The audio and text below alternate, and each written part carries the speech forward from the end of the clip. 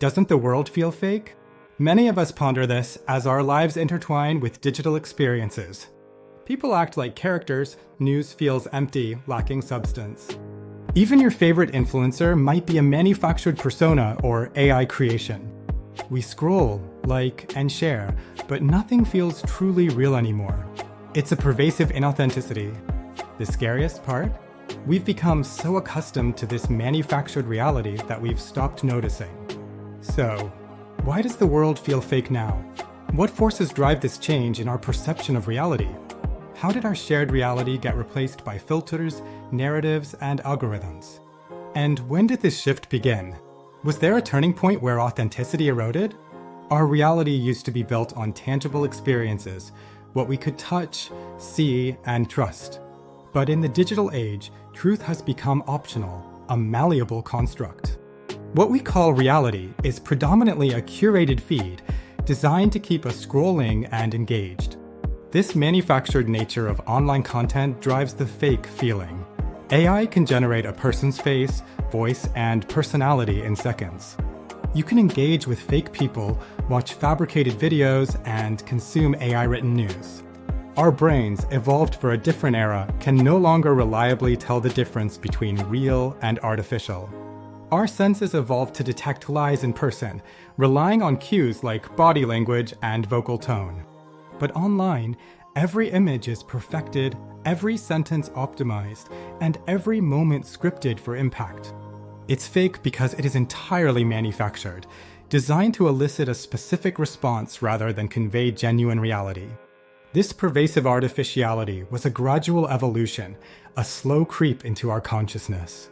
It started when our attention became the most valuable currency, relentlessly pursued by platforms. Platforms realized they could profit more by keeping us hooked than by keeping us informed. Algorithms became sophisticated, learning our fears, desires, and weak spots. They then fed us content that felt real and relevant, even when its authenticity was questionable. The more fake the online drama, the more intensely real the emotional response it provoked. The more perfect the influencer, the more broken the viewer often felt. And the more artificial and sensational the story, the more viral it became. We transitioned from 2007 Facebook to 2016 Instagram, then 2023 TikTok, and now 2025 AI influencers. Experts call this the simulation of authenticity, where lines between genuine and artificial are blurred. It's a world where real people act fake, performing idealized versions of themselves. Simultaneously, fake people, generated by AI, pretend to be real, mimicking human behavior. And in this interplay, we've largely lost the ability to discern the difference. Not long ago, we lived predominantly offline, experiencing life in its raw, unfiltered form. Conversations were messy, emotions raw, and photographs imperfect, capturing genuine moments. Then came filters, editing, and the pursuit of likes. We began curating ourselves. Many point to 2016 as a turning point, with the emergence of deepfakes and digital manipulation.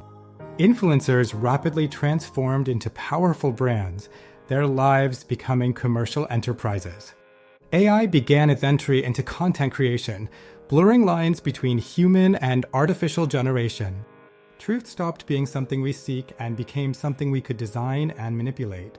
Now, we often live in an illusion of connection, constantly surrounded by digital interactions. We feel like we know everyone online, but paradoxically, no one truly knows our authentic selves. The world feels fake because it's built on cold data, not the complexities of human emotion. Algorithms don't understand truth, they only prioritize engagement metrics.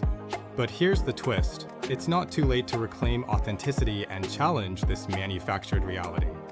Every time you choose something genuinely real, a real moment, conversation, or thought, you subtly break the system. The fake world only wins if we collectively stop caring about what is genuinely real and authentic. This exploration delved into why the world feels fake, how this shift happened, and when its origins can be traced. Now, the most important question remains: how much of your own life still feels truly real and authentic?